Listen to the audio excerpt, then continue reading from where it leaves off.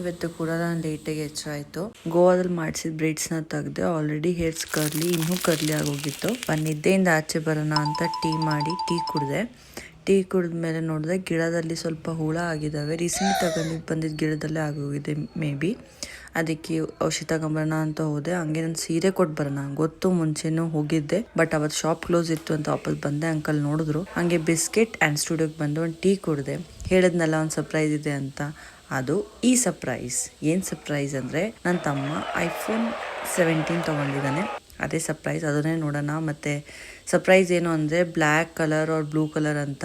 But ಅವ್ರು black ಕಲರ್ಗೆ ಇನ್ನೂ time ಆಗುತ್ತೆ ಅಂತ ಅವನು ಯಾವ್ದು ಸಿಗುತ್ತೆ ಅದನ್ನೇ ತೊಗೊಂಡ್ಬಿಟ್ಟಿದ್ದಾನೆ. ಸೊ ಅವ್ನು ತುಂಬಾ ಹ್ಯಾಪಿ ಇವತ್ತು. ಕಾಂಗ್ರಾಟ್ಸ್ ಬಾಯ್, ಬೇಗ ಬೇಗ ಫೋನ್ ಸೆಟಪ್ ಮಾಡ್ಕೊ ಆ್ಯಂಡ್ ಬೇಗ ಬೇಗ ನನ್ನ ಫೋಟೋಸ್, ಒಳ್ಳೊಳ್ಳೆ ಫೋಟೋಸ್ ತೆಗಿ.